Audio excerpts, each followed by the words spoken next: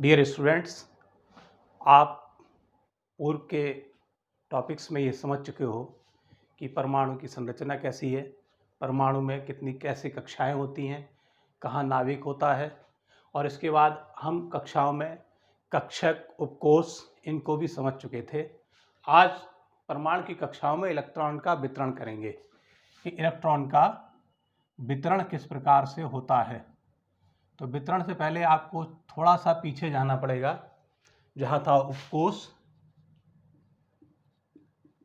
और उपकोष के बाद कक्षक। एस उपकोष, इसमें एक कक्षक होता है और यहीं आप समझ लीजिए इलेक्ट्रॉन की संख्या। एस उपकोष में बताया एक कक्षक होता है और आपको पता है कि एक कक्षक में विपरीत स्पिन करते हुए, विपरीत चक्रण करते हुए दो मैक्सिमम इलेक्ट्रॉन आ सकते हैं। तो यहाँ एस में एक कक्षक है तो इलेक्ट्रॉन की संख्या 1 गुणा 2 बराबर मैक्सिमम 2 इलेक्ट्रॉन आ सकते हैं। पी उपकोष में आप बात करेंगे तो पी में 3 कक्षक होते हैं। 3 गुणा 2 कितना हो जाए, 6 इलेक्ट्रॉन आ सकते हैं मैक्सिमम।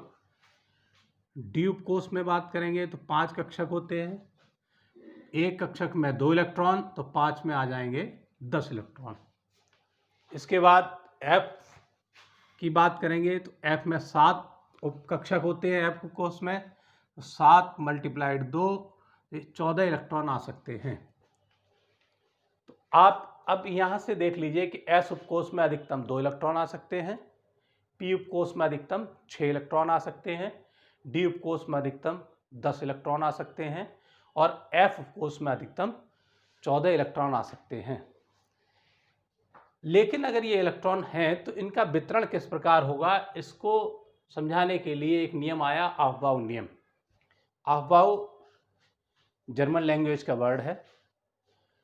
अफबाउ का मीनिंग होता है भरना।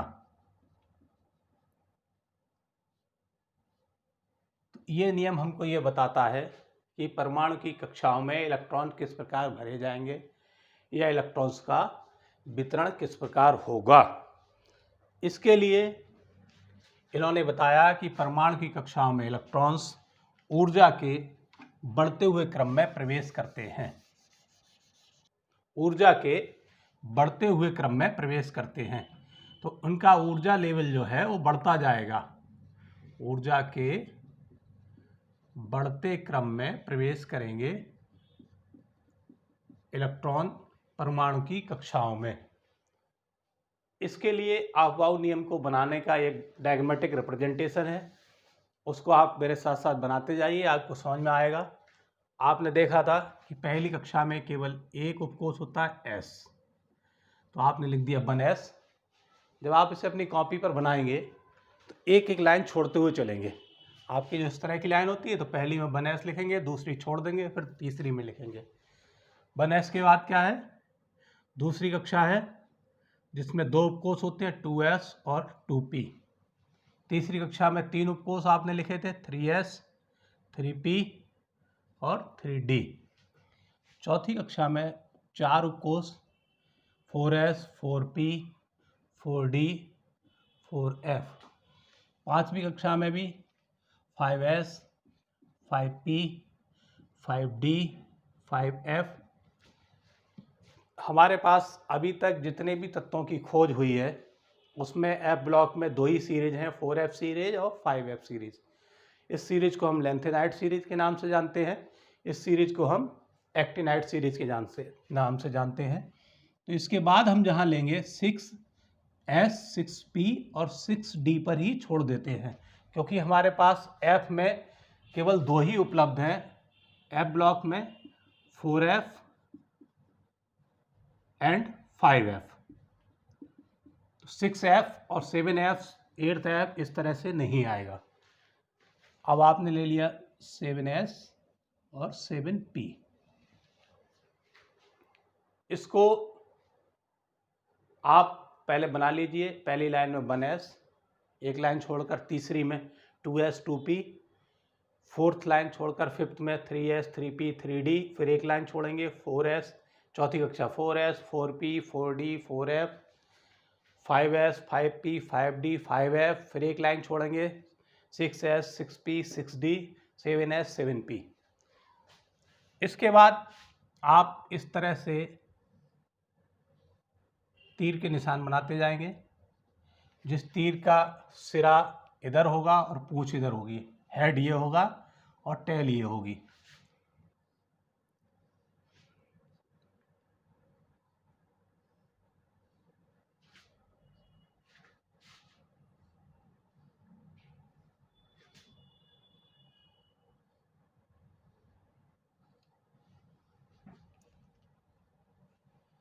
मेरे साथ साथ इसको बनाते चलिए और कंपेयर करते चलिए, कहीं आपसे कोई गलती तो नहीं हो रही है।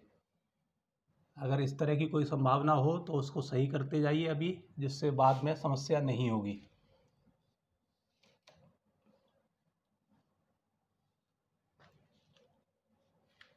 तो डियर स्टूडेंट्स, आपने बना दिया होगा, इस तरह से आ गए होंगे। ये तीसरे तीर में 2p और 3s आया हुआ, यहाँ 3p 4s आया हुआ, 3d 4p 5s, 4d 5p 6s, 4f 5d 6p 7s, 5f 6d 7p। अब आप 1s का जो तीर है, इसके सिरे से 2s के तीर को डॉटेड लाइन से मिला देंगे। ऐसे ही 2s के तीर से 2p के टेल को डॉटेड लाइन से मिला देंगे। ऐसे ही आप नीचे की ओर चलते जाएंगे और आपका एक सीरीज बन जाएगी, एक क्रम बन जाएगा। ये क्रम ही अफबाउ नियम के अनुसार ऊर्जा का बढ़ता हुआ क्रम है। इसको साधारण तरीके से समझाने का प्रयास किया गया है। आप इसे मिला दीजिए। अब मिलने से क्या है, एक रास्ता बन गया, एक चलने का पाथ बन गया जिस पर हम चल सकते हैं। जब हम चलना सीखेंगे तो हमारी समझ में आएगा कि ये किस लिए था। अब आप समझ लीजिए,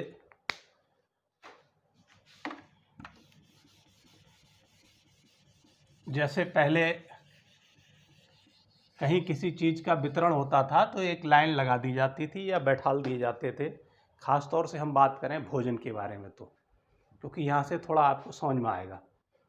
भोजन के बारे में बात करने में क्या है कि आप थोड़ी देर को इलेक्ट्रॉन को भूल जाइए, रोटी को समझ लीजिए। एस एक व्यक्ति है जिसकी क्षमता मैक्सिमम 2 रोटी खाने की है।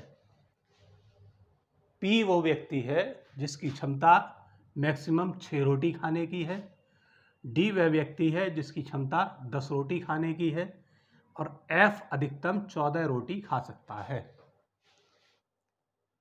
अब आपके पास रोटियां हैं और आपको उसको डिस्ट्रीब्यूट करते हुए आगे बढ़ना है। उस बढ़ने का ये सिस्टम है। आप यहां से चलना शुरू करेंगे, यहां समाप्त करेंगे। और कैसे बांटेंगे? जितनी आपके पास रोटियां हैं।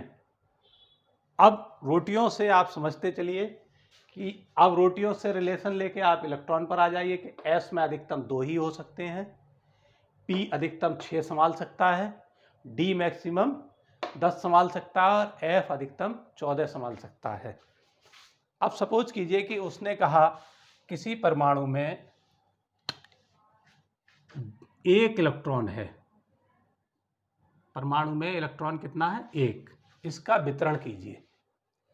तो 1 इलेक्ट्रॉन है, अर्थात आपके पास, यहाँ के एग्जाम्पल से हम चलें तो 1 रोटी है। तो आप यहाँ से शुरू करेंगे तो जो ये बैठा है इसको वो 1 रोटी दे देंगे।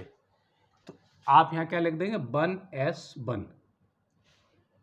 थोड़ी देर बाद उसने कहा कि इलेक्ट्रॉन की संख्या 2 है, 1s2। अब इलेक्ट्रॉन की संख्या 3 हो गई। अब यहाँ सर आप थोड़ा सा समझ लीजिए, जैसे ये बताया कि इसकी क्षमता 2 ही रोटी की है। 2 रोटी खाने के बाद मना कर देगा कि भाई मैं इससे ज़्यादा नहीं खा सकता। तब आप क्या करेंगे? आगे चले जाएंगे और आगे वाले को देंगे। आगे वाला कौन है? 2s। ऐसे ही अगर आपके पास 2 इलेक्ट्रॉन थे, अगर आप इलेक्ट्रॉन से कहें अब इलेक्ट्रॉन हो गए 3, तो यहाँ से आप चले, आपने 2 इलेक्ट्रॉन इसको दे दिए और लिख दिया 1s2। अब आपके पास एक इलेक्ट्रॉन बचा, आप उसे लेकर आगे चल दिए। आगे चलने के बाद दूसरी कक्षा आ गई 2s। इसमें आपने वो बचा हुआ एक इलेक्ट्रॉन दे दिया 2s1। अब इलेक्ट्रॉन की संख्या हो गई 4 हो जाएगी तो आप कहेंगे 1s2 और 2s2। इलेक्ट्रॉन हो जाए 5, तो 5 में आप क्या करेंगे, यहाँ से चले 2 यहाँ आपने दे दिए। अब बचे आपके पास 3 में से 2 आपने यहाँ दे दिए। अब आपके पास बचा 1, तो बचा हुआ 1 आपने चलते चलते कहाँ आएंगे, यहाँ से चलते हुए यूँ आए 2p पर, तो 2p पर 1 इलेक्ट्रॉन दे दिया। तो 1s2 2s2 2p1। अब आपको पता है कि p अधिकतम 6 इलेक्ट्रॉन को संभाल सकता है। p में 3 कक्षक हैं, मैक्सिमम 6 इलेक्ट्रॉन उसमें आ सकते हैं। तो परमाणु क्रमांक 6, परमाणु क्रमांक 7, परमाणु क्रमांक 8, परमाणु क्रमांक 9, परमाणु क्रमांक 10, इनको यदि आप भरेंगे तो पहले में आ जाएगा 1s2 2s2 और यहाँ कितने बचे, 2 और 2 4 इलेक्ट्रॉन हो गए। हमारे पास 6 इलेक्ट्रॉन है तो 2 बचे, तो p में 2 आ गए। इससे नीचे वाले में जब आप जाएंगे तो हो जाएगा 1s2 2s2 2p3।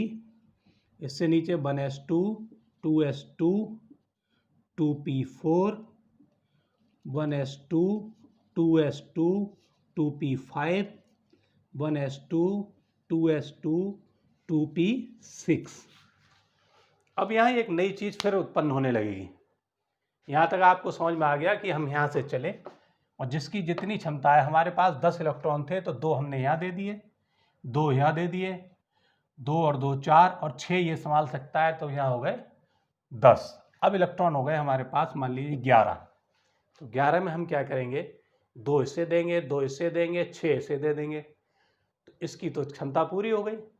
अब जो बचा हुआ एक है वो इलेक्ट्रॉन कहाँ जाएगा हमारा, 11 को यदि आप देखेंगे तो 1s2 2s2 2p6 3s1। ऐसे ही 12 में हो जाएगा 1s2 2s2 2p6 3s2। अब देखिए s की अधिकतम क्षमता कंप्लीट हो गई। अब अगर इलेक्ट्रॉन 13 हो और आपको वितरण करना हो तो फिर आपको ध्यान रखना है कि जैसे हमने शुरू में कहा था कि रोटी बांटते हुए चलना है, तो ये 2 ले लेगा, ये 2 ले लेगा, ये 6 ले लेगा, ये 2 ले लेगा, इस तरह से 12 हो जाएंगी। तब आप यहाँ क्या आ जाएंगे, 13वीं रोटी 3p पर जाएंगे, या 13वां इलेक्ट्रॉन अगर आप समझें तो कैसे हो जाएगा, 1s2 2s2 2p6 और 3s2 3p1। अब यहाँ इसके बाद वही सिस्टम शुरू हो जाएगा जो 2p1 2p2 2p3 2p4 p5 p6। तो 3p1 3p2 3p3 3p4 3p5 3p6, इस तरह से जब तक आप परमाणु क्रमांक 18 तक पहुँचेंगे तब तक ये क्रिया चलती रहेगी। इसी आधार पर आप अधिकांश तत्वों का इलेक्ट्रॉनिक विन्यास बनाइए।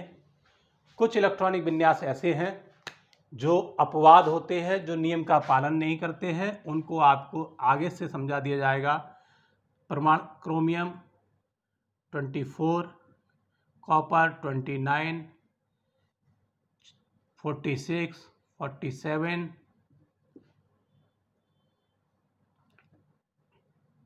और आपका AU, ये 5-6 हैं 79, जो परमाणु में इलेक्ट्रॉन के वितरण के समय इस नियम का पालन नहीं करते हैं।